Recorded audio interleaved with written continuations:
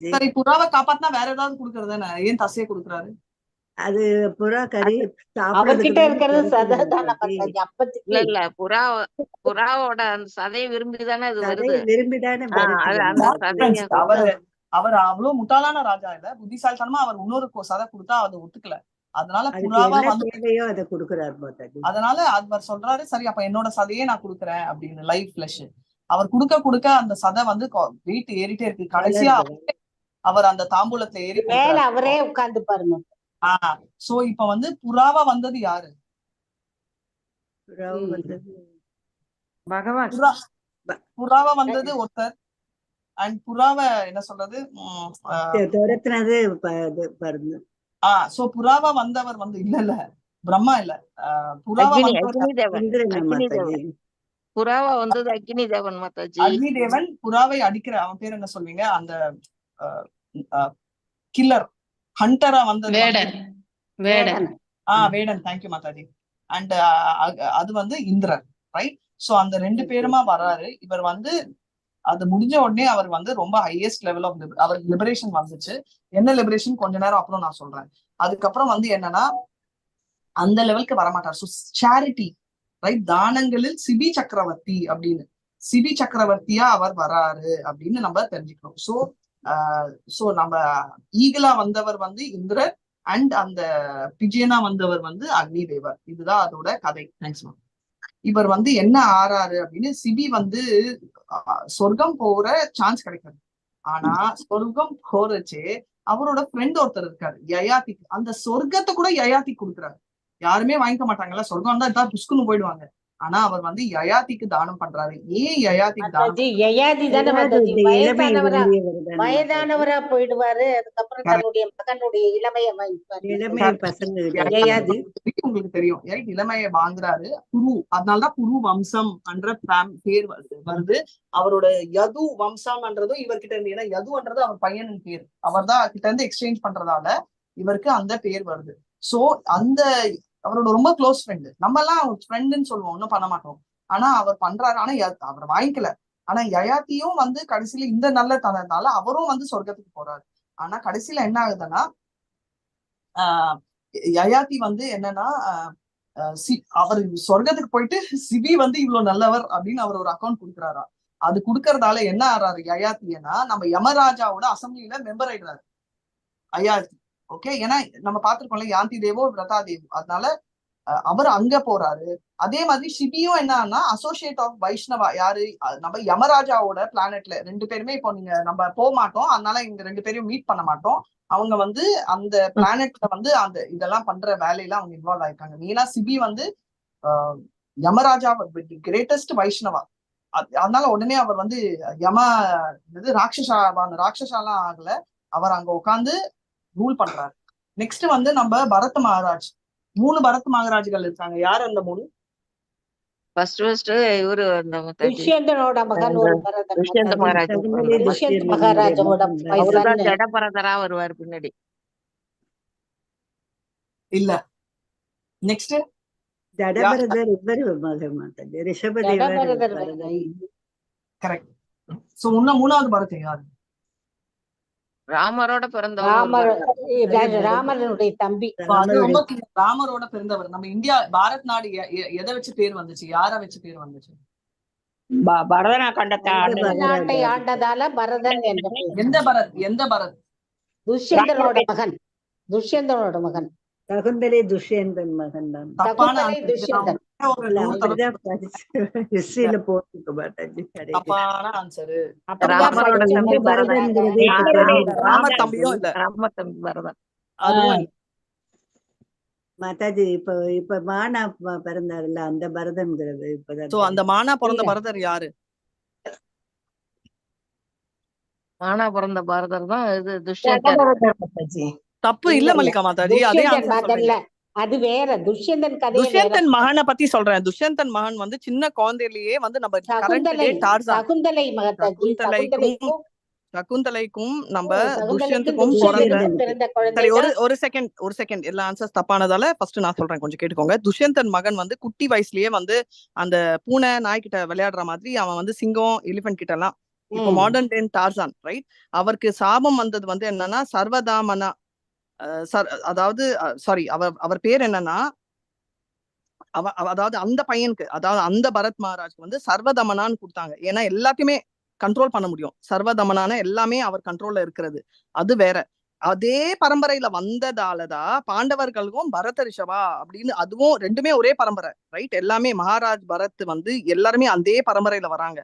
So Bharat மகாராஜ்ன்றது son of Rishabhdev. ரிஷபதேவ்ன்றது கிருஷ்ணரோட இன்கார்னேஷன். எஸ், அவர் தான் பரத் மகாராஜ். அவர் வந்து 100 பசங்கள்ல இவர் எல்டஸ்ட் பையன் பரத் மகாராஜ். அந்த எல்டஸ்ட் பையன் வந்து ரூல் பண்றாரு. அவர் வந்து 24 வயசுல சன்னியாசம் போறாரு. அதுக்கப்புறம் டி ஸ்டோரி, அதுக்கப்புறம் ஜடபரதா. அவரை வச்சுதான் பாரத் வன்ஸ் என்ற பேர் வருது. ஓகேயா? சோ இப்ப தெரிஞ்சுக்கிட்டோம் மாதாஜி. ஆனா ஹிஸ்டரியில சௌந்தர்யா அதுதான் போட்டிருக்கு மாதாஜி. ஹிஸ்டரி டீச்சர் எல்லாம் மறந்துடும். இப்ப நீங்க பாகவதம் ஸ்டூடெண்ட். அதான் மாதாஜி, இப்ப புரிஞ்சுக்கிட்டோம் மாதாஜி. அதுதான் விஷயம். அந்த பரத்துக்கு ஈக்குவலா வருவீங்க அப்படின்னு சொல்லிட்டு சொல்றாங்க. இங்க வந்து துஷ்யந்தன் பையனா கூட ரெஃபர் பண்றாங்க. ஏன்னா துஷ்யந்தன் பையன் extremely powerful. Hare Krishna. Yes ma'am. So you can stop screen sharing Mallika Mataji. நான் படிக்கவே இல்ல மாதாஜி. நீங்க சைத்தன்யா சரிதாமிர்தா படிங்க. நேத்து படிச்சீங்க இல்ல மாதாஜி? நோ ப்ராப்ளம், நாளைக்கு படிக்கலாம். நோ ப்ராப்ளம், நாளைக்கு நீங்க ஸ்டார்ட் பண்ணலாம். அண்ட் சைத்தன்யாவும் நீங்க ஸ்டார்ட் பண்ணலாம். சரிங்களா? Sorry Mataji. Hare Krishna. Hare Krishna Mataji. Hare Krishna Mataji. Thank you Mataji. Thank you Mataji. Mataji எங்களுக்கு எல்லாம் சர்டிபிகேட் வந்திருக்கு மாதாஜி. Very nice. பட் என்ன சர்டிபிகேட்? பக்தி சாஸ்திரியா? சர்டிபிகேட் வந்துருச்சு ஹரே மாதாஜி. கிருஷ்ணா மேம், நம்ம பக்தி சாஸ்திரி மாதாஜி சர்டிபிகேட் எங்களுக்கு வந்திருக்கு மாதாஜி. மெயில்ல ஹரே வந்துருச்சு கிருஷ்ணா மாதாஜி. மாதாஜி. எதுல நமஸ்காரம் மாதாஜி. ஹேண்ட் மாதாஜி. ஓவர் பண்ணலையா பக்தி சாஸ்திரி சர்டிபிகேட்? இல்ல, நான் லிஸ்ட் மட்டும் தான் கொடுத்தேன் உங்களுக்கு. இன்னும் வந்திருக்கு மாதாஜி. நேத்து 11 மணிக்கு வந்தது. மெயில்ல வந்து. ஆமா மாதாஜி, எனக்கு கூட வந்தது. Congratulations. மாதாஜி, பிரணாம் மாதாஜி. அப்ப அவங்க Sunday தர evening மாட்டாங்களா? 3 o'clock meeting. 3:30 தெரியல, meeting. ஹார்ட் காப்பி கண்டிப்பா கொடுப்பாங்க. கொடுப்பாங்க. 3:30க்கு நாங்க மீட்டிங் வந்தோம் மேம், நானும் மோகன்தாஸ் பிரபுவும். பட் அப்புறம் சொன்னாங்க நீங்க வேற ஐடியில இருந்தீங்கன்னு. எனக்கு தெரியாது, நாங்க லாக் அவுட் பண்ணிட்டோம் சண்டே. எனக்கு கூட தெரியாது. அந்த மொமெண்ட் வரைக்குமே இஸ்கான் ஃபெசிலிட்டி தான் எல்லாம் யூஸ் பண்ணிட்டு இருந்தாங்களே. அதாவது நம்ம பக்தி வைபவ் லிங்க் தான். ஓகே, அதுக்கப்புறம் பார்த்தா நான் அதுல ஜாயின் பண்ண போகும்பொழுது எனக்கு இந்த டிவைஸ்ல வந்து பாப்அப் வந்துச்சு நாமான்னு சொல்லிட்டு. சரி, அதுக்கப்புறம் தான் அந்த நம்பர் அங்க பார்த்து சயமின் டிஃபரெண்ட் சிஸ்டம், என்னோட சிஸ்டம் வந்து டிஸ்பிளே போயிடுத்துமா அன்னைக்கு மீட்டிங் இருக்கும் பொழுது. மோகன்தாஸ் பிரபுவும் வெயிட் பண்ணிட்டு இருந்தோம். அதுக்கப்புறம் ரொம்ப நேரம் வெயிட் பண்ணி நீங்க வர மாதிரி சொல்லல, அதனாலதான் டவுட்ஃபுல் சொன்னேன். டவுட்ஃபுல் அப்படின்னு சொன்னோம் ரெண்டு பேரும். அவர் தான் டவுட்ஃபுல் சொன்னாரு. சரின்னா அவர் பாவம் வெளியே இருந்தனால அவரை டிஸ்டர்ப் பண்ண வேண்டாம்ட்டு, யுவர் ஆல்சோ அன்சர்டன்ன்றதுனால நானே ஜாயின் ஆயிட்டு அதுக்கப்புறம் தான் எனக்கு தெரிஞ்சது. நேத்து கால் பண்ணேன் நான் உங்களுக்கு, ஆனா எடுக்கல நீங்க. அப்படின்னா நோ இஷ்யூஸ். அது தெரியல, காலையிலும் பண்ணேன், ஈவினிங் கூட பண்ணேன் நான். Actually I spoke with Mohandas Prabhu. But we have a meeting today for this actually. Mataji பவளமல்லி பூ Mataji. What time ma'am meeting? No, we will have in the afternoon 2 o'clock up to 3 o'clock up to. Okay ma'am. Hare Krishna ma'am. I'll log out ma'am. Yeah, fine. Thank you Mataji. Thank you ma'am. Hare Krishna Mataji. நமஸ்காரம் மாதாஜி. நமஸ்காரம். நமஸ்காரம். ஹரே கிருஷ்ணா. எல்லாருக்கும் வந்துச்சா? எல்லாருக்குமே யாரெல்லாம் mail ID கரெக்டா கொடுத்திருந்தீங்களோ அவங்களுக்கு எல்லாம் வந்திருக்கும். யாருக்காவது வரலன்னா வரல மாதாஜி. அப்படியா? உங்களுடைய பண்ணுங்க மாதாஜி, மெயில செக் பண்ணுங்க. ஆனா அதுக்குதான் நேத்து 4 தடவை கூப்பிட்டேன், இருக்கவே இல்லை புஷ்பா மாதாஜி. வந்திருக்கா பாருங்கன்னு சொல்லிட்டு. உங்களுக்கு வந்திருக்கும், நீங்க மெயில செக் பண்ணுங்க. பாக்குறேன் மாதாஜி. மெயில்ல தான் வரும். இது லைஃப் மெம்பர்ஷிப் கார்டு வந்துருச்சு மாதாஜி. இது எனக்கு இன்னும் அது வரல மாதாஜி. யாரெல்லாம் சேவைகள் ஒண்ணுமே வரல மாதாஜி. புக்கு வரல மாதாஜி, எனக்கு கார்டு வந்துருச்சு. வரும் எல்லாருக்குமே வரிசையா அதான் செக்ரிகேட் பண்ணிட்டு இருக்காங்க. தமிழ் மோஸ்ட்லி நீங்க எல்லாம் தமிழ் காப்பி கேட்டிருக்கிறதுனால தமிழ் காப்பீஸ் வந்திருக்காதுன்னு நினைக்கிறேன். இல்லைன்னா அது டெலிவரி பண்ணியிருப்பாங்க. இருக்கிற காப்பீஸ் அனுப்பியிருப்பாங்க. இன்னும் வேணும்ன்ற காப்பி ஐ திங்க் ஆர்டரிங்ல இருக்கலாம். ஸோ வந்த உடனே அனுப்பிடுவாங்க. அது எப்பவுமே வந்துடும். தாமதம் இருந்தாலும் ஐ திங்க் கொஞ்சம் பொறுத்துக்கோங்க. Okay, so one more thing, யாரெல்லாம் ஹரே கிருஷ்ணா மாதாஜி. நமஸ்காரம். நமஸ்காரம். எல்லாம் சர்டிபிகேட் உங்களாலதான் எங்களுக்கு கிடைச்சிருக்கு மாதாஜி. நீங்க படிச்சீங்க, எழுதுனீங்க, எக்ஸாம் எழுதுனீங்க, காலேஜ் படிக்கிறதுக்கு நீங்க தானே மாதாஜி இத்தனை புடம் போட்டு எங்களுக்கு சொல்லி கொடுத்தீங்க. எல்லாம் பகவானுடைய அருள், குரு மூலமா எல்லாமே கிடைச்சது. பகவானுடைய அருள். ரொம்ப என்ன ஹாப்பியா NND இருந்தது பிரபுஜி. மாதாஜி. அந்த சர்டிபிகேட் பார்த்த உடனே உங்களுடைய இதுதான் மாதாஜி கண்ணுக்கு முன்னாடி வந்து நின்னு. அது ஐயோ, வெறும் பேப்பர்னு நினைக்காம நினைச்சா அது அந்த தாரணேஸ்வரி மேடம் வந்து நிக்கிற மாதிரியே எனக்கு தெரிந்தது மாதாஜி. நான் ஐயோ, ரொம்ப இவ்வளோலாம் எமோஷனல் ஆயிடாதீங்கோ. ஓகே, அந்த பகவானுடைய அருள் உங்க எல்லாருக்குமே, சாக்கடை பகவானுடைய அருள் உங்க எல்லாருக்குமே இருக்கட்டும். கடைசி நிமிஷம் வரைக்கும் கூட நீங்க வந்து பகவானுடைய நாமம், பகவானை பற்றி படிக்கிறதுக்கான சொல்லிட்டே பிராப்தத்தை இருக்கணும் பகவான் உங்களுக்கு கொடுக்கட்டும் அப்படிங்கிற ஒரே ஒரு பிரார்த்தனை மட்டும் நான் வைக்கிறேன். எல்லாருமே ஷீலா பிரபுபாதா கி ஜெய். அவர் தான் இந்த பிளாட்ஃபார்ம் கொடுத்தாரு. சோ அந்த கிரெடிட் எல்லாம் அவருக்கே போய் சேரட்டும். ஏன்னா அவர் முயற்சி எடுத்து இந்த இஸ்கான் நேத்து தான் ஃபவுண்டர். உங்களுடைய உருவத்துல நாங்க அவரை பாக்குறோம் மாதாஜி. அதனால கண்டிப்பா இருக்கலாம். நீங்க அவரையே எண்ணிக்கொண்டு, ஓகே, ஏன்னா is a qualified eminent Acharya இல்லையா? சோ அவரு இதுல வந்து நம்ம ஒரே ஒரு டிராப் அளவு கூட கிடையாது. பார்த்த உடனே எனக்கு உடனே உங்களுடைய இது அப்படியே நின்னுது. ஓகே, நான் அப்ப மீட்டிங்ல இருந்த மாதாஜி, அதனால எடுக்கல. உங்களை கூப்பிடலாம்னு நினைச்சேன் மாதாஜி, டிஸ்டர்பன்ஸா இருக்குன்ட்டு விட்டுட்டேன். அதுக்குதான் இல்ல full and full Saturday and நேத்து எல்லாமே, நேத்து ஒரு இது ட்ரக் இன்ஸ்பெக்ஷன் இருந்ததுனால ஃபுல் 3 மணி வரைக்குமே வந்து ஆபீஸ்ல மீட்டிங்கு. அதுக்கப்புறம் அது முடிஞ்ச பிறகுதான் வேலிடேஷன் எல்லாம் முடிஞ்ச பிறகுதான் சாப்பிடவே போனோம். 3 மணிக்கு மேலதான். அப்புறம் என்னோட சிஸ்டம் போயிடுது டிஸ்பிளே, அதுக்காக எடுத்துட்டு போயிட்டு அன்னைக்கு மீட்டிங் பண்ணிட்டு இருக்கும் பொழுதே போயிடுது. அதனால தான் நான் உள்ள உட்காந்து இப்ப கிளாஸ் எடுத்துட்டு இருக்கேன். இது எங்க பிரபுவோட சிஸ்டம். அதனால இதுல நிறையவே எனக்கு ஃபெசிலிட்டிஸ் கம்மி தான். அப்படின்னா அங்க நான் கம்ஃபர்ட்டா உட்காந்து பண்ணிட்டு இருந்தேன். இங்க வந்து முன்னாடி எல்லாம் இங்கதான் பண்ணிட்டு இருந்தேன். ஃபர்ஸ்ட் கிளாஸ் எடுக்கும்போது இதே சிஸ்டம்ல தான் பண்ணிட்டு இருந்தேன். ஸோ மீண்டும் பகவான் இந்த இடத்துல நீ கிளாஸை எடுன்னு சொல்லிட்டாரு. அதனாலதான் இங்க உட்காந்துருக்கேன். அது சர்வீஸ்க்கு எடுத்து போய் கொடுத்துட்டு வந்திருக்கேன். ஹரே கிருஷ்ணா. அதனால கொஞ்சம் சங்கடங்கள் இருக்கு. No problem, we have to pass through இல்லையா? லைஃப்ல எல்லாமே வந்து ஏற்றத்தாழ்வுகள் இருக்கும். ஸோ இதெல்லாம் அக்செப்ட் பண்ணிட்டு போயிட்டே இருக்கணும் அப்படிங்கிற ஒரு மனோபாவம் நமக்கு வந்து வரணும்னு பிரபுபாதர் எதா இருந்தாலும் ஏத்துக்கணும் மாதாஜி. நல்லதா இருந்தாலும் கெட்டதா இருந்தாலும் எதையா இருந்தாலும் ஏத்துட்டு நம்ம போயிட்டே இருக்கணும் மாதாஜி. எஸ், அவ்வளவுதான். நம்மளால முடிஞ்சது செய்வோம். எதை கொண்டு வந்தாய் நீ வந்து இங்க வந்து விட்டுட்டு போறது இல்லையா? எதை எடுக்கிறியோ அது இங்க இருந்துதான் எடுக்கப்படுகிறது இல்லையா? அப்படி இருக்கும்பொழுது இங்க மத்தியில வந்து நம்ம வந்து உரிமை கொண்டாடுவதற்கு இங்க எதுவுமே கிடையாது. இட் இஸ் லைக் தர்மசாலா மாதிரிதான் நம்ம வந்து போறது இல்லையா? தர்மசாலான்னா தெரியும் இல்லையா உங்களுக்கு? ஊருக்கு ஒதுக்குப்புறமா எல்லாம் அந்த ராஜா காலத்துல சத்திரம் தான் நாம தங்கி இருக்கிறது. சத்திரம் இது நம்ம தங்கியிருக்க இடம் வந்து சத்திரம். இங்க ஒரு விசிட்டுக்காக வந்திருக்கோம். அந்த விசிட்டை முடிச்சுட்டு இந்த பிரயாணத்தை முடிச்சுட்டு நம்ம கிளம்பணும். ஆமா, அவ்வளவுதான். இந்த மைண்ட் செட்டப் இருந்தாலே வாழ்க்கையில உங்களை வந்து எவ்வளவே துன்புறுத்துறவங்களா இருந்தாலும் நீங்க அவங்க மேல உங்களுக்கு கோபம் வராது. இந்த மைண்ட் செட்டப்ப நீங்க அடிக்கடி மனசுல நினைச்சுக்கோங்க. இந்த மைண்ட் செட்டப்ப வந்து பகவான் உங்களுக்கு கொடுக்கட்டும்னு அவர்கிட்ட கருணைக்காக கேளுங்க. இந்த மைண்ட் செட்டப் இருக்கணும்ட்டு குரு பரம்பரா கிட்ட கேளுங்க. ஓகே, இதெல்லாம் உங்களுக்கு கிடைச்சதுனாக்கா ஆட்டோமேட்டிக்கலி நீங்க உங்களுடைய செயல்கள்ல பக்குவமா இருந்துருவீங்க. ஓகே, சோ அப்போ உங்களுக்கு எதிர்பார்ப்புகளே இல்லாம ஒரு பக்குவம் வந்துடும். சோ யார்கிட்டயுமே நீங்க எதிர்பார்க்க மாட்டீங்க. எஸ்பெஷலி உங்க ஏஜ்ல யூ வில் பி லிட்டில். நீங்கெல்லாம் I am so happy to see you all. அதாவது உங்களுடைய வயசுல நாங்க எந்த நிலைமையில இருப்போம்னு எனக்கு தெரியாது. ஆனா நீங்க இந்த வயசுல you are doing a very great திங்னு தான் நான் நினைப்பேன். ஸோ அதாவது நல்ல சிந்தனை பிளஸ் சுய நினைவு இதெல்லாமே இருக்கு. ஸோ சுய நினைவு இருக்கிறது மிகப்பெரிய இது. வந்து ஒவ்வொருத்தர் மாதாஜி அப்படியே வேற மாதிரி பேசுறாங்களாம், வேற என்னமோ செய்யறாங்களாம். சொன்னா பயமா இருக்கு. அத்தனை வைத்திய மாதிரி திரிகிறாங்களாம். ஒண்ணுக்கு பின்ன குமரனா பேசுறாங்களாம் மாதாஜி. நரம்பெல்லாம் இதாயிடுதான். ஏன் சொல்லுங்க they are not engaged in the service of the Lord. Yes, நேத்து எங்க ஆபீஸ்ல I want to share this to all of you. So drug inspector வந்தாரு. He follows a guru who is a North Indian Mataji. யாரையோ follow பண்றாரு. அவரு நிராகாரா. Okay, so அவர் ஆத்மா நீயும் நானும் அந்த கடவுள் என்ற அந்த பதத்துலதான் இங்க பேசினது. அப்ப அவர் சொல்லும் பொழுது என் முன்னாடிதான் சொன்னார். ஆனாலும் இஸ் இந்த பொசிஷன் ஆஃப் ட்ரக் இல்லையா? நாம ஏதாவது பேச போய் இந்த பிலாசபிக்கல் எல்லாம் பேச போய் அவர் வந்து நான் அந்த இடத்த விட்டு போயிட்டேன். என்ன நிறையவே கேட்க முடியாது இல்லையா? நம்ம கூட நாலேஜ் அவ்வளவு கிடையாது. ஆனாலும் அவர் புரிஞ்சுட்டுதான் அவர் சொன்னார். நாம் அவரை தவறா எடுத்துக்க வேண்டாம். ஏன்னா அவர் ஃபாலோ பண்ணக்கூடிய சிஸ்டம். நிராகாரம் என்பது ஒன்றுதான்.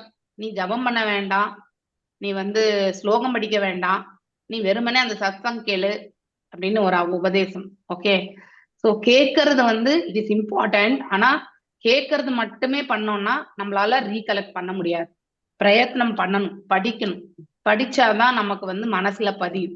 கேட்கறது வந்து நமக்கு ஈஸியா புரிஞ்சுக்கிறதுக்கு தான், சுலபமா புரிஞ்சுக்கிறதுக்கு மட்டும்தான் நம்ம கேட்கிறோம். ஆனா அதே வந்து வாசிச்சோம்னா இன்னும் நல்ல மனசுல பதியும். ஆழ் மனசுல பதியறதுதான் நம்ம கடைசி காலகட்டத்துல இந்த இந்த இந்த உடலை விட்டு போகும் பொழுது அதுதான் மனசுல நிற்கும். எது ஆழ் மனசுல பதிஞ்சிருக்கோ அது மட்டும்தான் நிற்கும். அதனால கிருஷ்ண மந்திரம், கிருஷ்ண நாமம், கிருஷ்ண லீலை, கிருஷ்ண செயல்கள் இத மட்டுமே நம்ம ஆழ் மனசுல பதிய வைக்கணும்னா கண்டிப்பா ஸ்லோகங்களையும் வாசிக்கணும், அதனுடைய அர்த்தத்தையும் வாசிக்கணும் இல்லையா? சோ பிரபுபாதர் என்ன வியாக்கியானத்தை கொடுத்திருக்காரோ அதெல்லாம் வாசிக்கணும். அவர் இவ்வளவு சொன்னார், ஆனாலும் நான் எதுவும் பேச போல. ஏன்னா it will hurt him, first point இல்லையா? நாம ஏதாவது ஒண்ணு சொல்ல போய் அவர் மனசை நோகடிக்க வேண்டாம்.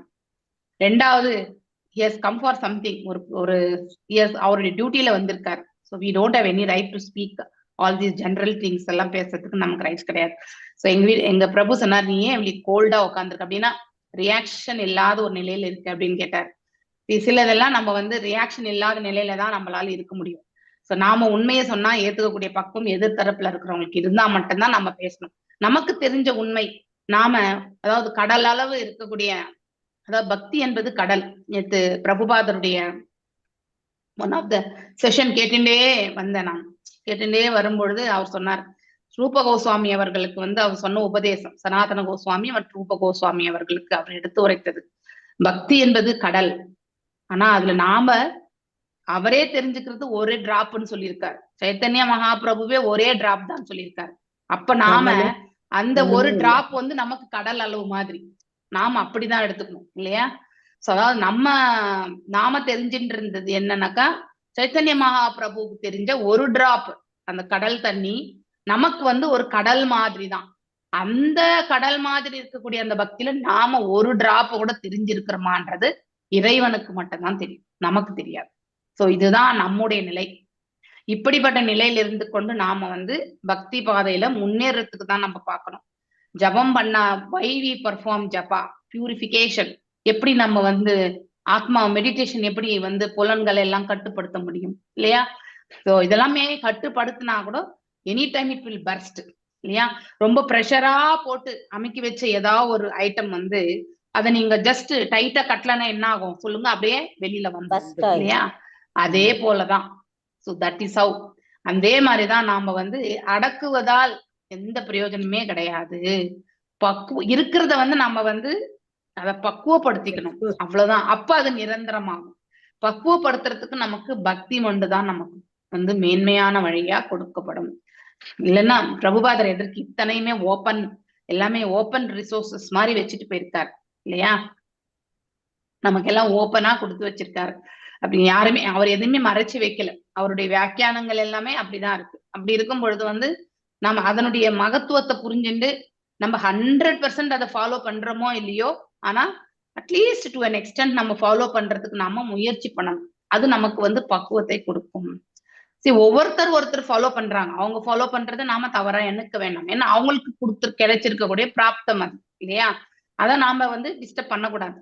வி ஷுட் நெவர் டிஸ்டர்ப் இன்னொருத்தருடைய நம்பிக்கையை வந்து நாம என்னைக்குமே டிஸ்டர்ப் பண்ணக்கூடாது. ஏன்னா அவங்க அதுலயும் இல்லாம குழம்பி போயிடுவாங்க.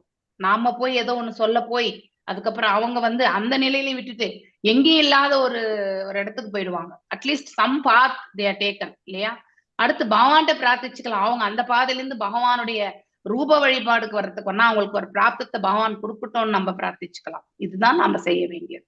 சோ அவங்கள நம்ம தவறாம எடுத்துக்க கூடாது. சோ யூ வாஸ் டெல்லிங் இந்த ஆத்மாவை பத்தி. ஆத்மா என்பது அதாவது நீ ஆத்மா, எல்லா ஆத்மாவும் ஒண்ணுதான் அப்படிங்கறது எல்லாமே சொல்லிட்டு இருந்தாரு. ஓகே, டு அன் எக்ஸ்டென்ட் அவர் புரிஞ்சிருக்காரு. சோ உடல் கிடையாது நாம, ஆன்மா அப்படிங்கறத வந்து நன்னா புரிஞ்சிருக்காரு, அவ்வளவுதான். சோ அட்லீஸ்ட் அந்த லெவலுக்கு வந்திருக்காரு. இல்லைன்னா பாடிலி ஐடென்டிபிகேஷன் இல்லையா? நீங்க சொன்னீங்களா மாதாஜி? என்னது? அவருக்கு நான் எதுவும் சொல்லல மாதாஜி, அவரே சொன்னாரு, அவரே புரிஞ்சிருக்காரு. சோ அதே சிலது புரிஞ்சிருக்காரு, சிலது அவர் என்ன கேட்டாரு, அவர் தப்பு கிடையாது இல்லையா? See, he got the opportunity to listen that one. அதனால நாம இப்ப போயிட்டு அவரை வந்து குழப்ப கூடாது. சோ அப்புறமா இதுவும் கிடையாது இதுவும் கிடையாதுன்ற மாதிரி எங்கேயும் இல்லாத போயிடுவார் இல்லையா. லெட் ஹிம் கண்டினியூ, பகவான்கிட்ட பிரார்த்திப்போம். அவர் ஞானத்துல போகணும்னு இருக்கார். அடுத்து வந்து அவர் யோகம் தியானத்துல உட்கார்ந்து தியான பயிற்சிகள் பண்ணணும்னாரு. தியான பயிற்சிகள் நம்மளால பண்ண முடியுமா? சொல்லப்போமா? கண்டிப்பா முடியாது. உடல் உபாதைகள் தான் ஃபர்ஸ்ட் நமக்கு தெரியும். இதை கட்டுப்படுத்து, அதை கட்டுப்படுத்து. யோகிக் பிராக்டிசஸ் அப்படின்னா யோகாவை வேணா நம்ம ஒரு பயிற்சியா செய்து நம்ம பிசிக்கல் எக்ஸசைஸ் பண்ணி நம்ம ஆரோக்கியத்தை வந்து மேன்மையா வச்சுக்கலாம். அது ஒண்ணுதான் பண்ண முடியும். ஆனா மனநிலையை வந்து நாம ஸ்திரமாத்தி கொள்ள. நீங்க நான் யோகாவும் பண்ணியிருக்கேன், பக்தியும் பண்ணிட்டு இருக்கோம் நம்ம இப்போ இல்லையா. இரண்டுக்குமே இருக்கக்கூடிய நல்ல வித்தியாசங்கள் நல்லா தெரியாது. யோகா பண்ணும் பொழுது நமக்கு அந்த சுச்சுவேஷன்ல மட்டும்தான் நமக்கு வந்து மனசு ஒருநிலைப்படுத்துறது முடியும். அதுக்கப்புறம் நம்ம அந்த யோக பயிற்சியிலேயே நம்ம எப்பவுமே இருக்கிறது கிடையாது. நீங்க எல்லாருமே இதை அப்சர்வ் பண்ணிருப்பீங்க இல்லையா. சோ ஒரு 1 hour டைம் பீயிங் அந்த இடத்துல வந்து பக்தி வந்து ஆத்மா பூர்வமா இருக்கும் மாதாஜி. எஸ், பக்தி பண்ணும்பொழுது ஆழ் மனசுல இருந்து நமக்கு வந்து அது அக்செப்டன்ஸ் என்ற நிலை வந்து ஏற்படுத்தி கொடுக்குது இல்லையா. ஏற்றுக்கொள்ளக்கூடிய பக்குவத்தை கொடுக்குது பக்தி. நல்ல உயர்வான யோகமே வந்து பக்தி யோகம் தான். சோ எல்லாம் வல்ல இறைவன் அவங்களும் நம்புறது வந்து எல்லாம் வல்ல இறைவன் ஒருத்தர் தான்றது அவங்களும் நம்புறாங்க. ஆனா அவங்க அந்த ஒருத்தருக்கு வந்து ரூபம் இல்லை என்றது அவங்களுடைய வாதம். வெறுமனே ஆற்றல் என்பது அவங்களுடைய வாதம். ஓகே, நாம ஆற்றலும் உண்டு, ஆற்றலை கொண்ட மனித அதாவது ரூபமும் உண்டு, is a person, supreme person அப்படிங்கிறதையும் நம்ம வாசிக்கிறோம் இல்லையா. அதான் அவங்களுக்கு நாம வந்து ஒரு நாளைக்கு எப்பயாவது எடுத்துரைக்கக்கூடிய வாய்ப்பு இறைவன் வழங்கினா அப்ப நாம அவங்களுக்கு எடுத்துரைக்கலாம். அவ்வளவுதான். அது மட்டும்தான் நம்ம பிரார்த்திக்குமே முடியுமே தவிர அவர் தவறு அப்படின்னு நம்ம போய் அவரை வந்து நாம குறை சொல்ல வேண்டாம் வேண்டாம். அப்புறம் இருக்கிறதையும் விட்டுடு, அவரு அந்த நிராகார ரூபத்தையும் விட்டுடுவார் அப்புறமா. ஓகே, எங்கும் இல்லாத ஒரு நிலைக்கு வந்துருவார். Something is better. இல்ல முதல் படியில அபிஷியலா வராத ஒரு நாள் நீங்களே சொல்லலாம் மாதாஜி. வர்றாருன்னா ஒரு நாள் அதை ஒரு இதெல்லாம் விளக்கு அந்த மாதிரி ஒரு சான்ஸ் இப்ப நாங்களாம் அப்படி எப்படி வந்தவங்க தான் பார்த்துச்சு. Hare Krishna. Correct correct. But என்னன்னா அவங்களுக்கு நானே கூட நிராகாரத்துலதான் இருக்கிற உண்மை நான் சொல்றேன். ஏன்னா நமக்கு யாரும் எடுத்துரைக்கிறவங்க கிடையாது. ஓகே, யாருமே எடுத்துரைச்சு நம்மள வந்து எஸ் கடவுளை நம்மளால பார்க்க முடியல, அதுக்கு இந்த மாதிரி குவாலிட்டியான கண் வேணும் அப்படிங்கறது எல்லாமே எனக்கு தெரியாது இல்லையா. பகவத்கீதை படிச்ச பிறகுதான் we need to have a qualification இல்லையா. படிப்புக்கே ஒரு குவாலிஃபிகேஷன் டிகிரி கேட்கும்பொழுது ஒரு பர்டிகுலர் டொமைன்ல இப்போ வந்து அக்கௌண்ட்ஸ் டிபார்ட்மெண்ட், டாக்டர் இல்லையா, மெடிக்கல் டிபார்ட்மெண்ட், இன்ஜினியரிங் டிபார்ட்மெண்ட், இப்படி தனித்தனி டிபார்ட்மெண்ட்ஸ் இருக்கு. அந்த தனித்தனி டிபார்ட்மெண்ட்ஸ்க்கு தகுந்த குவாலிஃபிகேஷன் இருக்கணும் இல்லையா. இன்ஜினியரிங்னா வந்து பி படிச்சிருக்கணும், அதுக்கப்புறம் எம்பிபிஎஸ் படிச்சிருக்கணும், டாக்டர்னா அக்கௌண்ட்ஸ்னாக்கா பிகாம் சிஏ இந்த மாதிரி போகணும். ஸோ இந்த குவாலிஃபிகேஷனே இல்லாம நாம வந்து யாராவது அவங்கள வந்து சர்டிஃபை பண்றாங்களா? நம்ம எப்பயாவது டிகிரி சர்டிஃபிகேட் சும்மா வருதா? கண்டிப்பா கிடையாது. இன்ஜினியரிங் எடுத்துல 8 செமஸ்டர் எழுதி ஆகணும், அதுக்கப்புறம் கிளியர் பண்ணாதான் உங்களுக்கு இன்ஜினியரிங் சர்டிஃபிகேட்டே கொடுப்பாங்க. ஸோ அப்படி தட் இஸ் அ குவாலிஃபிகேஷன். அது மாதிரிதான் பக்தியில கூட நமக்கு ஒரு குவாலிஃபிகேஷன் வேணும். ஸோ குவாலிஃபிகேஷன் இல்லாம நமக்கு எதுவுமே வந்து கிடைக்காது. அப்ப ஏன் அதை மட்டும் நம்ம ஏத்துக்கிறது இல்ல? அதாவது கடவுளுக்கு கண் இல்லையா அப்படின்லாம் நம்ம கேட்கிறோம். உண்மையிலே வந்து நாம செய்த பாவங்களுக்கு நமக்கு கண் இருக்கா அப்படிங்கிறது தான் நம்ம பார்க்கணும். நம்மளால பார்க்க முடியுதா நம்ம எந்த தவறு பண்ணோன்ட்டு? அந்த திருஷ்டி இருக்கா நமக்கு? கண்டிப்பா கிடையாது இல்லையா. எப்பயோ ஒரு காலகட்டத்துலதான் நம்மளால உணர முடியும். எல்லா காலகட்டத்திலுமே ஒவ்வொரு செயலிலுமே எவ்வளவு குற்றம் இருக்குன்றது வந்து நம்மளால அலசி ஆராய முடியுதா? கண்டிப்பா கிடையாது. அப்படி நம்ம செய்யக்கூடிய செயல்களுக்கே நமக்கு கண் இல்லாதப்போ இறைவன் இருக்கிறாரா இல்லையா என்பதை உணர்றதுக்கான அந்த கண்கள் நமக்கு எப்படி வரும்? நாம தூய்மை அடைந்தால் ஒழிய இறைவனை காண முடியாது. அந்த குவாலிஃபிகேஷனை வந்து என்னன்னு நம்ம தெரிஞ்சுக்கினா ஆட்டோமேட்டிக்லி இறைவனை நிந்திப்பதை நாம கண்டிப்பா தவிர்த்திடலாம். எல்லாருமே ஒரு காலகட்டத்துல கஷ்டம் இருக்கும்போது எல்லாம் கடவுள் கண்ணே இல்லப்பா, கடவுள் கண்ணு திறந்து பார்க்கலப்பா அப்படின்னு. கடவுள் எப்பவுமே கண்ணு திறந்துதான் இருக்காரு. திருப்பதியில 7 மணியான் வந்து 12 மணிக்கு சயன ஆரத்தி போனா 2 மணிக்கு வந்து அவர் வந்து சுப்ரபாரத்துக்கு வந்துடுறாரு. 2 மணி நேரம் தூங்குறாரு. நாமெல்லாம் 6 மணி நேரம் 7 மணி நேரம் தூங்குறோம் இல்லையா. Is whole day standing to give Darshan. நம்ம எல்லாருக்குமே வந்து தர்ஷனம் கொடுக்கறதுக்காக நின்று இருக்காரு பெருமான். அப்படி இருக்கும் பொழுது நாம அவருக்கு கண்ணே இல்லாமல நம்மளால பார்த்துட்டு இருக்கார் கண்டிப்பா இல்லையா. அந்த மாதிரிலாம் பேசவே கூடாது நம்ம, அது தவறு. ஆனா நம்ம நிறைய பேர் பேசுறாங்க. நம்ம செவியுறவே இதெல்லாம் நம்ம கேட்கிறோம் அன்றாட வாழ்க்கையில இல்லையா. ஏன்னா லோகத்துல அவங்க மாத்திரம்தான் துக்கத்துல இருக்கிற மாதிரி. சைலண்டா இருக்கக்கூடிய நமக்கு துக்கம் இல்லையா? கண்டிப்பா இருக்கு, நிறையவே இருக்கு துக்கம். ஆனா அதெல்லாம் ஏற்றுக்கொள்ளக்கூடிய மனப்பக்குவத்தை தான் நாம வந்து வளர்த்துட்டு இருக்கோம். அதை நாம தெரிஞ்சுக்கணும். ஓம் நமோ பகவதே வாசுதேவாய, ஓம் நமோ பகவதே வாசுதேவாய, ஓம் நமோ பகவதே வாசுதேவாய. நாராயணம் நமஸ்கிருத்யம் நரம் சைவ நரோத்தமம் தேவீம் சரஸ்வதிம் வியாசம் ததோ ஜயம் உதீரயேத் நஷ்டப்ராயேஷு பதரேஷு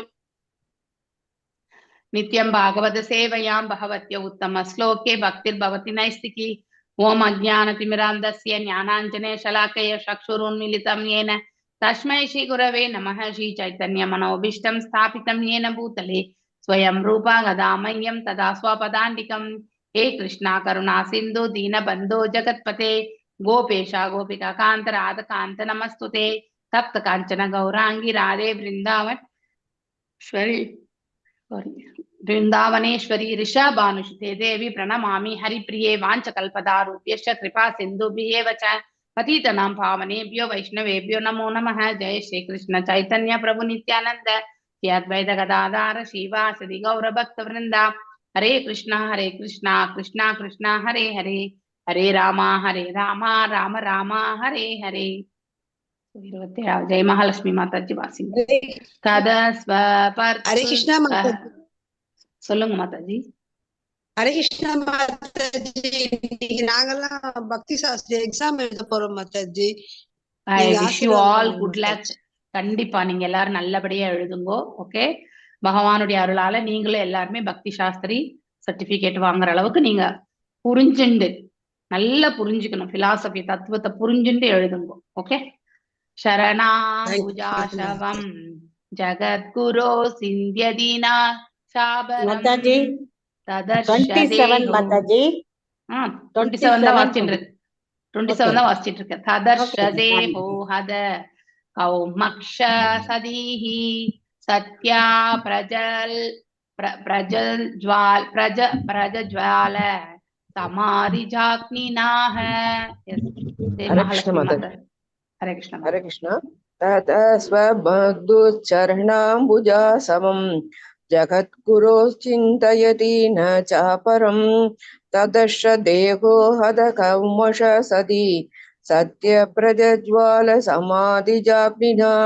தத அங்கே ஸ்வபத்து அவள் கணவன் சரண அம்புஜ ஆசவம் திருவடி தாமரைகளின் தேனின் மேல் ஜகத்குரு சிந்தயதி சிந்தித்து ந இல்லை ச மேலும் அபரம் பிறவற்றை நினையாது அவள் கணவனை தவிர ததஷ பார்த்தல் தேக அவளது உடலினை ஹத கல்மஷ பாவக்கரைகள் அழிதல் சதி சத்திய விரைவில் பிரஜஜ்வால எரித்தல் சமாதிஜ அக்னினா தியானத்தினால் எழுந்த அக்னி. மொழிபெயர்ப்பு அண்ட் பொருளை எழுதுவர் தெய்வத்திரு ஏசி பக்தி வேதாந்த சுவாமி பிரபுபாதுக்கு ஜெய். உலக அனைத்திற்கும் ஞான குருவாக விளங்கும் தனது கணவரான சிவபெருமானின் திருவடி தாமரைகளின் மீது தன் சிந்தை அனைத்தையும் செலுத்தி சதி தியானித்தாள். அதனால் அவள் தனது பாவங்கள் எல்லாம் நீங்கி முற்றிலும் தூய்மை பெற்றாள். மேலும் அவள் அக்னியை தானித்து அதன் மூலம் எழுந்த தீப்பிழம்பில் தனது உடலை துறந்தாள். பொருளுரை: உலகின் நிர்வாக பொறுப்பிற்காக முழுமுதற் கடவுளிடம் இருந்து தோன்றிய மும்மூர்த்திகளில் ஒருவரான சிவபெருமானின் திருவடி தாமரைகளை சதி ஒரு கணம் நினைத்தாள். இவ்வாறு அவர்கள் திருவடி தாமரைகளை தியானித்ததனால் கிடைத்த பேரானந்தத்தில் சதி தன் உடலோடு கொண்டிருந்த தொடர்புகள் அனைத்தையும் மறந்தாள். இம்மகிழ்ச்சியானது நிச்சயமாக உலகில் தன்மையதே, ஏனெனில் அவள் தன் உடலை துறந்து மற்றொரு உடலை பெறுவதற்காகவே. எனவே அதுவும் கூட பௌதிகமே ஆகும். இவ்வுதாரணத்தின் மூலம் பரமபுருஷ பகவானான விஷ்ணு அல்லது கிருஷ்ணரின் திருவடி தாமரைகளின் மீது தனது மனம் மற்றும் கவனத்தை ஒருமுகப்படுத்தியதன் மூலம் ஒரு பக்தன் அடையும் மகிழ்ச்சியினை நாம் பாராட்ட வேண்டும். பகவானின் திருவடி தாமரைகளை தியானிப்பதனால் அப்படிப்பட்ட உன்னதமான மகிழ்ச்சியினை ஒருவன் அடையலாம். அது அவனை பகவானின் வடிவத்தை தவிர பிற எல்லாவற்றையும் மறக்கச் செய்கிறது. இதைத்தான் யோக சமாதி அல்லது தன்னிலை மறத்தல் என்கிறோம். இஸ்லோகம் சதியின் தியானத்தினால் அவள் அனைத்து மாசுக்களிலிருந்தும் விடுதலை பெற்றாள் என்று குறிப்பிடப்பட்டிருக்கிறது. அது என்ன மாசு? அம்மாசானது தட்சனிடமிருந்து அவள் தனது உடலை பெற்றதாகும். ஆனாலும் அவள் சமாதி நிலையில் தன் உடலோடு கூடிய தொடர்பினை மறந்து விட்டாள். இதன் விளக்கமாவது, ஒருவன் இப்பௌதிக உலகில் உள்ள உடல் தொடர்பான அனைத்து உறவுகளிலிருந்தும் விடுதலை பெற்று பரமபுருஷ பகவானின் நித்திய ஊழியனாக தன்னை ஆக்கிக் கொள்ளும் பொழுது உன்னதமான தன்னிலை மறத்தல் என்னும் தீப்பிழம்புகளினால் அவன் தனது ஜட தொடர்பின் அனைத்து மாசுக்களையும் எரித்து சாம்பலாயிற்றான் என்று புரிந்து கொள்ள வேண்டும். அதற்காக ஒருவன் தனது உடலின் வெளியே நெருப்பை வெளிப்படுத்த வேண்டும் என்று தேவையில்லை. இப்பௌதிக உலகிலேயே ஒருவன் தனது உடல் சம்பந்தமான தொடர்புகளை மறந்துவிட்டு தனது ஆன்மீக அடையாளத்தினை எய்த பெற்றான் என்றால் யோக சமாதி அல்லது தன்னிலை மறத்தல் என்னும் தீப்பிழம்பின் மூலம் அவன் தனக்கு அனைத்து மாசுகளிலிருந்தும் விடுதலை பெற்று விடுகிறான் என்று சொல்லப்படுகிறது. இதுவே யோகத்தின் மிகச்சிறந்த நிறைவாக கூறப்படுகிறது. உலகில் தனது உடல் சம்பந்தமான தொடர்புகள் அனைத்தையும் வைத்துக் கொண்டு தன்னை மிகச்சிறந்த யோகி என்று சொல்லிக் கொள்பவன் தகுதி வாய்ந்த யோகியாக மாட்டான். ஸ்ரீமத் பாகவதம் 2.4.15 எத் கீர்த்தனம் எத் மரணம் என்று சொல்கிறது. முழுமுதற் கடவுளின் புனித நாமத்தை ஜபிப்பதன் மூலமாகவும்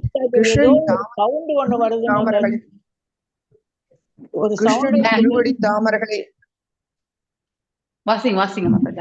திருவடி தாமரைகளை இணைப்பதன் மூலமாகவும் முழுமுதற் கடவுளை வழிபடுவதன் மூலமாகவும் தன்னிலை மறத்தல் என்னும் தீயினால் ஒருவன் உடனடியாக தனது உடலில் கருத்திலிருந்தும் ஜட மாசுக்களிலிருந்தும் விடுதலை பெறுகிறாள். இப்பாதிப்பு ஒரு மணித்துளி அளவு கூட தாமதமின்றி உடனே ஏற்படுகிறது. சதி தன் உடலை துறந்ததை பற்றி கூறும் பொழுது அவள் தட்சனுடன் தனக்கிருந்த உறவினை மனத்தளவில் துறந்து விட்டதாக ஸ்ரீ ஜீவ கோஸ்வாமி கூறுவார். ஸ்ரீ விஸ்வநாத சக்கரவர்த்தி தாகூர் சதி புறச்சக்தியின் கண்காணிப்பு தெய்வம் ஆகியினால் அவள் தனது உடலை துறந்தவுடன் ஆன்மீக உடலனை அடையவில்லை. மாறாக தக்கனிடமிருந்து வந்த தனது உடலை மாற்றிக்கொண்டாள் என்று கூறுவார். வேறு சிலர் சதி தனது உடலை துறந்தவுடன் தனது எதிர்கால தாயாக மேனகையின் கருப்பையில் இடம் கொண்டாள் என்று கூறுவர். அவள் தனது உடலை துறந்தவுடன் வேறொரு நல்ல உடலுக்கு தன்னை மாற்றிக்கொண்டாள் என்றுதான் கொள்ள வேண்டுமே ஒழிய அவள் ஆன்மீக உடலினை அடைந்தாள் என்று பொருள் கொள்ளக்கூடாது. ஹரே கிருஷ்ண மதை. தேங்க்யூ மதாஜி. ஹரே கிருஷ்ணா. ஏன்னா மீண்டும் அவள் பிறவி எடுக்க வேண்டும் இல்லையா? அதனால அவள் அவள் மீண்டும் பிறவி எடுப்பதற்காக உடலை தான் துறக்கிறாள். போன ஸ்லோகத்துல நாம் என்ன படிச்சோம்? அதாவது ஒன்று உடலை துறக்க வேண்டும், இல்லைன்னா அதாவது மீண்டும் ஒரு உடலை பெறாம இருக்கக்கூடிய அந்த நிலைக்கு அவள் தன்னை அவ கேட்கறது 2 நிலைகள் இல்லையா? வேறொரு உடலை அடைந்து அதன் மூலம் மாசற்ற தொடர்பினை சிவபெருமானுடன் கொள்ள வேண்டும் என்று விரும்பினாள்.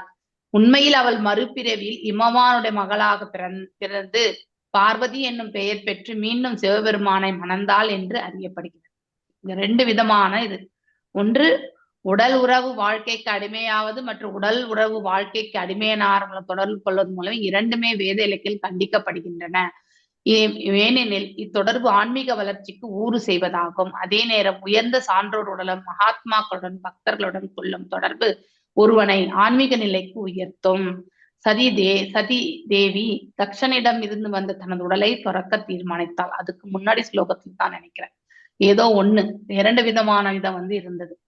ஒண்ணு ஆத்மா தனது ஆத்மாவினை ஆன்மீக வைகுண்ட லோகத்திற்கு உயர்த்துவார்கள். இங்கு வாழ்க்கை தரமானது இங்கு இருப்பதை காட்டில் வேறுபானதாக இருக்கும். அடுத்து அங்கு பௌதிக வசதிகள், வாழ்நாள், அதாவது மேல் உலகங்கள்ல அது எல்லாமே சிறப்பா இருக்கும்.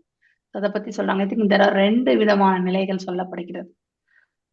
உடலினை உறுதி செய்வதனால் மற்றும் ஆன்மீக உணர்வு ஒருவனது உடலை எப்பொழுது புதிதாக வைத்திருக்கிறது. ஆன்மா உடலிருந்து வெளியேறவுடன் அப்பூத உடலானது அழுகி விடுகிறது. அனைத்தும் ஆன்மீக முறைகளுமே வேறு. தனிப்பட்ட முயற்சி ஒருவனது உடலினை உறுதியுடன் வைத்திருக்கிறது. சோ நாம எல்லாம் இந்த ஜீவன் இருக்கிறதுனால்தான் இந்த உடலுக்கே ஒரு மகத்துவம் இல்லையா? ஒரு முறை இந்த ஜீவன் இந்த உடலை விட்டு சென்ற பிறகு 2 நிலைகளை பத்தி சொல்லியிருந்தாங்க. எனக்கு டக்குன்னு ஞாபகம் வரல. ஓகே, பார்க்கலாம், மறுபடியும் வாசிக்கும் போது எப்பயாவது வரும். சோ ஒன்று உடலை துறப்பது, அதாவது உடல் வேறு ஒரு உடலுக்காகவோ இல்லைன்னா இன்னொன்னு ஐ திங்க் இன்னொன்னு எதுன்னு ஞாபகம் வரல. நம்ம இங்கேதான் படிச்சோம். இல்ல வேறு ஒரு உடலை துறக்கிறது இல்லைன்னா சம்திங் ஏதோ ஒண்ணு வந்தது, ஞாபகம் வரல எனக்கு. Okay fine.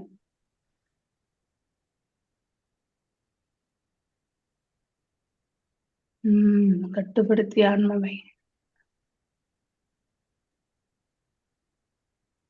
இங்க இருக்கு உண்மையான யோக முறையானது. சோ ஏன்னா யோகம் பண்ணும் பொழுது ஆத்மா ஓர் உலகிலிருந்து மற்றொரு உலகத்துக்கு, சோ அவங்க வந்து ஒன்று வந்து இந்த உலகத்துல இருந்து மேல் உலகத்துக்கு போறது, இல்லைன்னா உடலை துறக்கிறது. ரெண்டுத்துல ஏதோ ஒண்ணு ஞாபகம் வச்சுக்கோங்க. இங்க இருக்கு உண்மையான யோக முறையானது ஆத்மா 4 உண்மையான யோக முறையானது ஆத்மா ஓர் உலகிலிருந்து மற்றொரு உலகிற்கு அல்லது ஓர் உடலிலிருந்து மற்றொரு உடலிற்கு இடம் பெயர்வதை ஏற்றுக்கொள்ளும்.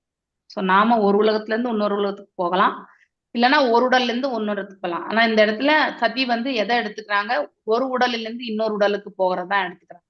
ஓகே, அதான் மீண்டும் வந்து இமவானுடைய மகளாக பார்வதியாக பிறந்து சிவபெருமானை வந்து மீண்டும் வந்து அவர் மனம் முடிக்கிறார். ததஸ்வ பர்த்து ஷரணாம் புஜாஷவம் ஜகத்குரு சிந்தயதி நாசாபரம் ததஷதேஹோ ஹத வமக்ஷசதி சத்யா பிரஜஜ்வாலா சமாதிஜாக்னிஹாஹ. தத அங்கே ஸ்வ பர்த்து அவள் கணவன், சரண அம்புஜ ஆசவம் திருவடி தாமரைகளின் மேல், ஜகத்குரு சிந்தயதி சிந்தித்து, நா இல்லை, சா மேலும், அபரம் பிறவற்றை நினையாது அவள் கணவரை தவிர, ததர்ஷ பார்த்தல், தேக அவளது உடலினை, ஹத கல்மஷ பாவ கரைகள் எல்லாமே அழித்தல், சதி சத்திய விரைவில், பிரஜ்வால எரித்தல், சமாதி சா அக்னினா தியானத்தினால் எழுந்த அக்னி. சோ உலக அனைத்திற்கும் ஞான குருவாக விளங்கும் தனது கணவரான சிவபெருமானின் தாமரை திருவடிகள் மீது தன் சிந்தையினை வந்து அனைத்தையுமே செலுத்தி சதி வந்து தியானத்தை வந்து மேற்கொள்கிறார். அப்படின்னா அவருடைய புத்தி முழுவதுமே இல்லையா, எல்லாமே மனசு பூர்த்தியா ஒன்றாகி சிவபெருமானுடைய பாதங்களை எண்ணி வந்து அங்கே பக்தி கொள்கின்றது. யோக நிலையில வந்து அது நிலை பெற முயற்சி செய்கிறாள். சோ அதனால் அவள் தனது பாவங்கள் எல்லாம் நீங்கி முற்றிலும் தூய்மை பெறுகிறாள். Is being a great Vaishnava இல்லையா. வைஷ்ணவர்களை நாம சேவித்தால் நம்ம எத்தனை ஜென்ம பாவம் வேணாலும் நம்ம கிட்ட இருந்து விலகும். சோ அந்த மாதிரி she also got that, அவளுக்கும் கிடைக்க பெற்றது. மேலும் அவள் அக்னியை தியானித்து அதன் மூலம் எழுந்த தீப்பிழம்பில், அதாவது தனது உடலை வந்து துறந்தாள் இல்லையா. 18 பிண்டங்களாக அந்த தீப்பிழம்பு வந்து பர்ஸ்ட் ஆகுறது இல்லையா. 18 இடங்கள்ல வந்து அதுதான் சக்தி பீடங்களாக இருக்கிறது. உலகின் நிர்வாக தொடர்பிற்காக முழுமுதற் கடவுளிடம் இருந்து தோன்றிய மும்மூர்த்திகளில் ஒருவரான சிவபெருமானின் திருவடி தாமரைகளை சதி ஒரு கணம் நினைத்தாள். ஒரு க்ஷணத்துக்குள்ள வந்து அவ நினைக்கிறாள். அடுத்து இவ்வாறு அவரது திருவடி தாமரைகளை தியானித்ததால் கிடைத்த பேரானந்தத்தில் சதி தன் உடலோடு கொண்டிருந்த தொடர்புகள் அனைத்தையுமே அவள் வந்து விலக்கி விடுகிறாள், மறந்து விடுகிறாள். அம்மகிழ்ச்சியானது நிச்சயமாக உலகில் தன்மையே இல்லையா, அது இந்த உலகத்தன்மை தான், அது பௌதிக தன்மைதான். ஏனெனில் அவள் தன் உடலை துறந்து மற்றொரு உடலை பெறுவதற்காகத்தான் இந்த மாதிரி ஒரு தியானத்தை செய்யறான். எனவே அதுவும் கூட பௌதிகம்தான். நாம் இன்னொரு உடலை எடுத்தாலும் அது பௌதிகம்தான் இந்த இடத்துல. அதனால இந்த வேண்டுதலே வந்து பௌதிகமாக தான் கருதப்படுகிறது. மேலும் இவ்வுதாரணத்தின் மூலம் பரமபுருஷ பகவானான விஷ்ணு அல்லது கிருஷ்ணரின் திருவடி தாமரைகளின் மீது தன் மனதை வந்து மனம் மற்றும் கவனத்தை ஒழுங்குபடுத்தியதின் மூலம் ஒரு பக்தன் அடையும் மகிழ்ச்சியினை நாம் பாராட்ட வேண்டும். கண்டிப்பா ஒருத்தர் அந்த நிலைக்கு போகும் பொழுது அவங்க பேரானந்தத்தில் திளைத்திருப்பார்கள். பாடியிலிருந்து இந்த உலகத்துல இருக்கும் பொழுதே வந்து விடுதலை பெற்ற ஆத்மாக்கள், முமுட்சுக்கள், அதாவது விடுதலைக்கான இது வந்து டைம் வர்ற வரைக்கும் காத்துட்டு இருக்கிறது. அது வரைக்கும் தங்களுடைய பயிற்சியை அவங்க வந்து பக்குவமா செய்துட்டு இருக்கிறது. அந்த நிலையை வந்து நம்ம எடுத்துரைக்க முடியாது, உணரத்தான் முடியும். பரமபுருஷ பகவானான விஷ்ணு மற்றும் கிருஷ்ணனின் திருவடி தாமரைகள் மீது தன் மனதை அந்த கிடைத்த உடலை கொண்டு மீண்டும் அவள் வந்து தியானத்துல வந்து இருக்கிறாள். சோ தியானம் மனம் மற்றும் கவனத்தினை ஒழுங்குமுறைப்படுத்தியதன் மூலம் ஒரு பக்தனடையும் மகிழ்ச்சியை நாம் பாராட்ட வேண்டும். இது கண்டிப்பா நிகழக்கூடிய ஒன்றுதான். நம்ம சிறு செயலிலே வந்து பெரிய ஒரு ப்ராப்ளம்ல இருந்து நம்ம பகவான் வந்து நம்மளை வந்து காப்பாற்றினார் அப்படிங்கிற ஒரு உள்ளம் வரும்போதே அப்ப அந்த ஆனந்தத்தை வந்து நம்மளால வந்து வெளிப்படுத்த முடியும், ஆனா எடுத்துரைக்க முடியாது. அந்த மாதிரி நிலை தான் இந்த இடத்துல சதி. மேலும் அப்படிப்பட்ட உன்னதமான வடிவத்தை தவிர வேறு எல்லாவற்றையுமே மறக்க செய்கிறது. இதனைத்தான் யோக சமாதி அல்லது தன்னிலை மறத்தல் என்கின்றோம். அதாவது தான் யார் என்பதையே மறந்து விடக்கூடிய நிலை. இச்லோகம் சதியின் தியானத்தினால் அவள் அனைத்து மாசுகளிலிருந்தும் விடுதலை பெற்றாள் என்பதை குறிப்பிடப்படுகிறது. மேலும் இது என்ன மாசு? அம்மாசானது தக்ஷனின் உடல், அவருடைய உடலை ஏந்திருக்கிறது தான். அதனால அந்த உடலையே விட்டுடணும்னு நினைச்சான். மேலும் ஆயினும் அவள் சமாதி நிலையில் தன் உடலோடு கூடிய தொடர்பினை மறந்து விட்டாள். இதன் விளக்கமானது ஒருவன் பௌதீக உலகில் உள்ள உடல் தொடர்பான அனைத்து உறவுகளிலிருந்து விடுதலை பெற்று பரமபுருஷ பகவானின் நித்திய ஊழியனாக தன்னை ஆக்கி கொள்ளும் பொழுது உன்னதமான தன்னிலை மறத்தல் என்னும் தீப்பிழம்புகளினால் அவன் தனது ஜட தொடர்பின் அனைத்து மாசுக்களையும் எரித்து சாம்பலாக்குகின்றான் என்று புரிந்து கொள்ளப்பட வேண்டும். ரொம்ப பெரிய கருத்து இது. இப்பௌதிக உலகில் உள்ள உடல் தொடர்பான அனைத்து உறவுகளிலும் இல்லையா, நம்ம க்ளோஸ் அசோசியேட் பாத்தீங்கன்னாக்கா கணவன் மனைவி பிள்ளைகள் மாமனார் மாமியார் இல்லையா, இந்த மாதிரி நிலைகள் இருவருக்குமே, ஆணுக்கும் சரி பெண்ணுக்கும் சரி. ஸோ இது க்ளோஸா இருக்கக்கூடிய ஒரு ரிலேஷன்ஷிப். ஸோ அப்படிப்பட்டவர்கள் இந்த அட்டாச்மெண்ட் இல்லாம இருக்கிறது அப்படின்னா அவர்கள் மீது அவர்கள் நமக்கு செய்தே ஆகணும் எதிர்பார்ப்பு இல்லாம செய்யறது இல்லையா, அவர்களுக்கான நல்ல பாதை இது அப்படின்னு எடுத்துரைக்கணும். ஆனா அவர்கள் பின்பற்றாததும் அது அவர்களுடைய விருப்பமாக இருக்க வேண்டும் என்ற அந்த அத்தகைய பக்குவத்தோட நாம எடுத்துரைக்கணும். அதை விடுத்துட்டு ஃபோர்ஸ் பண்ணி நாம் எதையுமே செய்யக்கூடாது. அது எந்த வேலைன்னா இருக்கட்டும், அது பௌதிகமா இருக்கட்டும் ஆன்மீகமா இருக்கட்டும், அதாவது ஒரு அதிகாரத்தின் பேர்ல நம்ம கண்டிப்பா ஃபோர்ஸ் பண்ண முடியாது. அது அதிருப்தியை தான் ஏற்படுத்தும். அன்பு கொண்டு நாம கண்டிப்பா இதெல்லாம் தெரிஞ்சுக்க முடியும். மேலும் பெற்றாள் என்று அது என்ன மாசு? அம்மாசு இன்னம் அம்மாசானது தட்சனிடமிருந்து அவள் தன் உடலை பெற்றதா இல்லையா, தந்தையிடம் இருந்து வந்ததுதான் இந்த உடல் என்பது அவளுக்கு. அதனால அந்த உடலையே விட்டு அவருக்கு சம்பந்தப்பட்ட எதுவுமே நாம வச்சுக்க கூடாது அப்படிங்கிற ஒரு எண்ணம். அதுதான் அந்த வைராகியத்துல இருந்து அவள் செயல்படுகிறாள். இவ்விளக்கமானது ஒருவன் பௌதிக உலகில் உள்ள உடல் தொடர்பான அனைத்து உறவுகளிலிருந்து விடுதலை பெற்று பரமபுருஷ பகவானின் நித்திய ஊழியனாக தன்னை ஆக்கி கொள்ள வேண்டும் இல்லையா. சோ அவ்வாறு நாம் ஆக்கி கொள்ளும் பொழுது உன்னத தன்னிலை மற்றும் தன்னிலை மறத்தல் என்னும் புழம்புகளினால் அவன் தனது ஜட உலக தொடர்பு அனைத்து மாசுகளையும் எரித்து சாம்பலாக்கின்றான். ஸோ இங்க ஓமை இது. ஸோ தன்னிலை என்பது செல்ஃப் ரியலைசேஷன் இல்லையா. நாம் எல்லாரும் யார் என்பதை புரிந்து, நான் ஒரு ஆத்மா, நான் ஒரு அணு ஆத்மா, என்னை ஆளக்கூடியது அந்த விபு ஆத்மா, இப்படி இந்த ரிலேஷன்ஷிப்பை ஒருத்தன் புரிஞ்சுக்கிறான்னாக்கா அப்படிப்பட்டவன் தன்னை நித்திய ஊழியனாக இல்லையா, ஃபர்ஸ்ட் அவனுடைய ரிலேஷன்ஸ்ல இருந்து அவன் விடுதலை பெற்றிருக்கணும். ரெண்டாவது பகவானிடத்தில் அவன் தன்னை முழுமையாக சமர்ப்பித்திருக்க வேண்டும். இது ரெண்டுமே ரெண்டாவது. மூன்றாவது சோ அதாவது ஊழியனாக தன்னை ஆக்கி கொள்ளும் பொழுது உன்னதமான தன்னிலை மறத்தல் என்னும் தீப்பெழும்புகள். சோ நம்ம ஒரு இடத்துல செயல்பட்டு, இப்ப பௌதிகமே எடுத்துக்கோங்க, நாம ஒரு உணவு படைச்சுட்டு இருக்கோம்.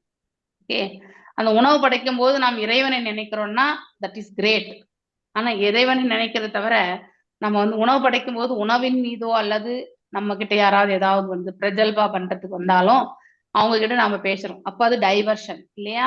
சோ அந்த மாதிரி அதாவது ஒரு விலகி இருக்கக்கூடிய அந்த நிலையை ஏற்படுத்துகிறது. அது போல இந்த இடத்துல என்ன சொல்லப்பட்டிருக்குன்னா, பகவானின் நித்திய ஊழியனாக தன்னை ஆக்கி கொண்டு விட்டாள் அவள் இல்லையா. அவள் உன்னதமான தன்னிலையை மறத்தல் என்னும் தீப்பிழம்புகள், அதாவது அத்தகைய செல்ஃப் ரியலைஸ்டு இல்லையா, தன் உணர்வு பாதையில நிலை பெற்ற ஒருத்தருடைய ஆன்மா எப்படின்னா அந்த நிலையில யாரு சதி இருக்கா. ஏன்னா அவ பௌதிகத்துல இருந்தா வெளியே வந்தாச்சு, உடல் ரீதியான சம்பந்தம் எல்லாத்தையுமே விட்டாச்சு. உடல் கிராஸ் எல்லாமே போயிடுச்சு, அதாவது ஸ்தூலம் போயிடுச்சு. இப்ப சூக்ஷ்மம் மற்றும் ஆன்மா மட்டும்தான் இருக்கு. அந்த சூக்ஷ்ம உடலும் பாத்தீங்கன்னாக்கா இட் இஸ் எதனோட இன்க்ளனேஷனா இருக்கு, அதாவது பக்தின்னா என்ன இல்லையா. சோ கணவருடைய சங்கடம் என்ன, அதற்கு வழி என்ன, இப்படி சோ அதற்கு தான் என்ன செய்ய வேண்டும் என்று அவள் நினைக்கிறாள். இது எல்லாமே அவள் அந்த இறைவனுக்கு சம்பந்தப்பட்ட நிலையில அவள் செயல்பட்டு கொண்டிருக்கிறாள். சோ மறத்தல், அப்ப நம்ம சுய நினைவே இறக்கக்கூடிய அந்த ஒரு நிலையில இருக்கும். ஸோ கான்சியஸ்னஸ்ல கான்சியஸ் எல்லாமே இறைவனாக இருப்பார் இல்லையா. அங்கே இருக்கக்கூடிய செயல்கள் எல்லாமே அவர் ஈடுபட வேண்டியிருக்கும்.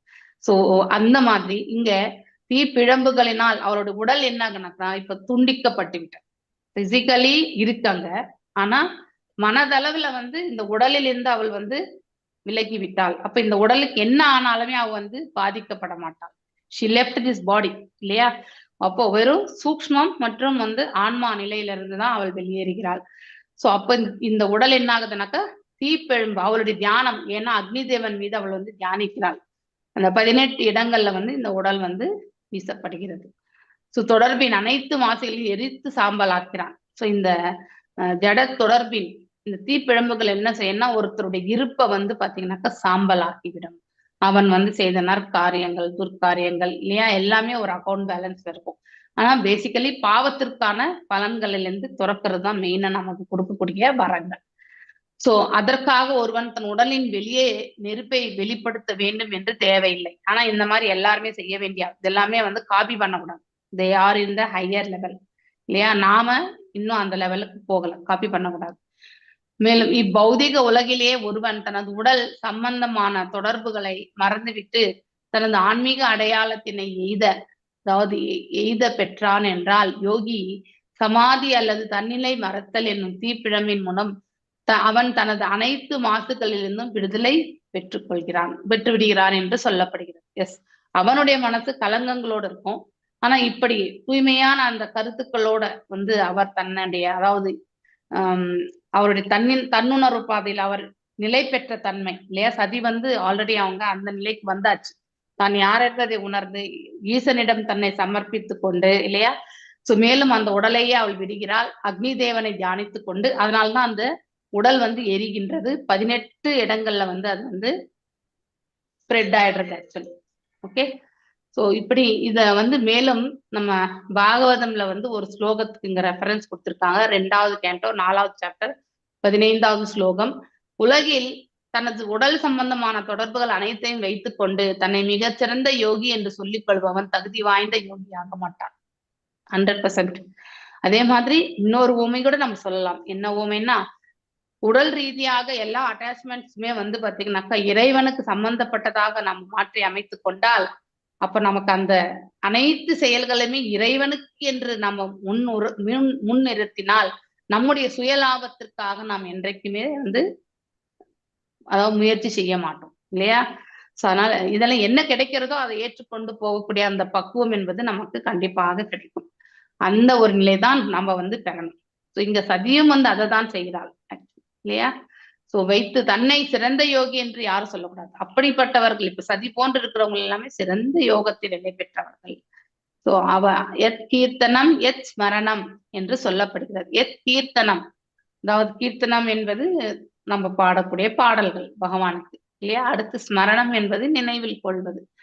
சோ அந்த முழுமுதற் கடவுளின் புனித நாமத்தை ஜெபிப்பதன் மூலமும் கிருஷ்ணரின் திருவடி தாமரைகளை நினைப்பதன் மூலமாகவும், எஸ் நாம் எப்பவுமே பாதங்கள்ல இருந்து முகம் வரைக்கும் தான் போகிறவங்க.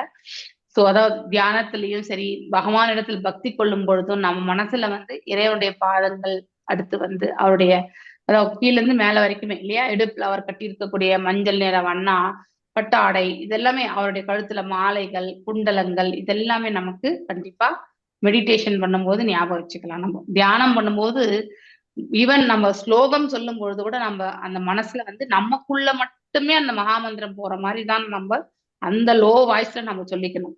ஆனா அந்த சமயத்துல உங்களால வந்து இந்த உதாரணத்தை வந்து நினைக்க முடிந்தால் இல்லையா, சோ கண்டிப்பாக நமக்கு இது பக்குவத்தை கொடுக்கும். சோ நீங்க ரொம்ப அழகான ஒரு விளக்கலை. சோ அதாவது முழுமுதற் கடவுளின் புனித நாமத்தை ஜெபிப்பதன் மூலமாகவும் கிருஷ்ணரின் திருவடி தாமரைகளை வந்து நினைப்பதன் மூலமாகவும் முழுமுதற் கடவுளை வழிபடுவதன் மூலமாகவும் தன்னிலை மறத்தல் அல்லது தீயினில் ஒருவன் உடனடியாக தனது உடலியல் கருத்திலிருந்து ஜடமாசிலிருந்து விடுதலை பெறுகின்றார் என்று பொருள். சோ இப்போ கன்க்ளூஷன் என்னன்னா ரொம்ப அழகா இருக்கு. அதாவது தன்னை பகவானை திருப்பாதங்களை சேவிப்பவர்களும் உண்டு, நாம ஜபங்களை கொண்டு நினைப்பவர்களும் உண்டு பகவானை. நான் கடைசியாக இந்த இடத்துல பார்க்கும் பொழுது கடவுளை வணங்குவதன் முழுமுதற் கடவுளை வழங்குவதன் மூலமாக நாம் பகவானை சேவிக்கிறதுக்கு மூலமாக தன்னிலை மறத்தல், தான் யார் என்ற அந்த உணர்தலை வந்து மறந்து விடுவது. அப்படின்னா அந்த பயிற்சி செய்யாம நம்ம தியான பயிற்சிகள் செய்யும் பொழுதுதான் இதெல்லாமே நம்ம பக்குவப்படுத்தும் இல்லையா? அத்தகைய பயிற்சிகள் தேவை கிடையாது. ஸ்ட்ரெயிட்டா நாம பக்தியில இருக்கிறதுனால சோ அங்கே கடவுள் இடத்துல வழிபடுவதில் வந்து நமக்கு என்னென்ன வைக்கணுமோ அதெல்லாம் நம்ம நல்லா தெரியும் இல்லையா? ஃப்ரூட்ஸ், அப்புறம் வீட்டுல சமைச்சது, நைவேத்தியம், இதெல்லாம் நம்ம பண்றோம். சோ அப்படி நாம வழிபடுவதன் மூலமாக மனதளவுல வந்து மானசீகமா கூட நம்ம வழிபடலாம். சோ எதுமற்ற நிலையில் இருக்கும்பொழுது we can do the manasika puja. So தன்னிலை மறத்தல் என்னும் தீயினால் ஒருவன் உடனடியாக தனது உடலியல் கருத்திலிருந்து ஜடமாக்கிலிருந்து விடுதலை பெறுகிறான். அப்படிப்பட்டவன் வந்து இந்த ஜட துயரங்கள்ல இருந்து அவன் வந்து வெளியில வரான் அப்படிங்கிறது நாம் தெரிஞ்சுக்கணும். சோ விடுதலை பெறுகிறாள். இந்த பாதிப்பு ஒரு மணித்துளி அளவு கூட தாமதமின்றி உடனடியாக புறப்படுகிறது, சரி, ஏற்படுகிறது. ஸோ அதாவது இந்த பாதிப்பு ஒரு மணி அளவு அப்படின்னா அதுக்கு ஒரு கால அளவுன்னு அர்த்தம். ஸோ ஒரு மணின்னா ஒரு 1 hour டைம் அந்த மாதிரி. ஸோ அது கூட தாமதமின்றி உடனே ஏற்படுகிறது. ஸோ அதுக்குள்ளேயே இந்த நிகழ்வுகள் எல்லாம் வந்து ஏற்படுவதாக இந்த இடத்துல சொல்லப்பட்டிருக்கு. சதி தன் உடலை துறந்ததை பற்றி கூறும் பொழுது அவள் தக்ஷனிடம் தன்னிடத்திருந்த உறவினை மனதளவில் துறந்து விட்டதாக ஜீவ கோஸ்வாமி அவர்கள் வந்து சொன்னதா இந்த இடத்துல சொல்லப்படுகிறது. தெய்வம் ஆகையால், அதாவது ஸ்ரீ விஸ்வநாத சக்கரவர்த்தி தாகூரார் சதி புறசக்தியின் கண்காணிப்பு தெய்வம் இல்லையா? யார் அவங்க? துர்கா தேவி மற்றும் வந்து மாயை என்று கூட சொல்லலாம். அவள் தனது உடலை துறந்தவுடன் ஆன்மீக உடலை அடையவில்லை, இமீடியட்டா இல்ல, மாறாக தக்ஷனிடம் வந்த உடலை மாற்றிக்கொண்டாள் என்று கூறுவர். ஸோ ஜென்ரலா இந்த மாதிரிதான் சொல்லுவாங்க, ஆனா உண்மையிலே இதுதான் நிகழ்ந்தது.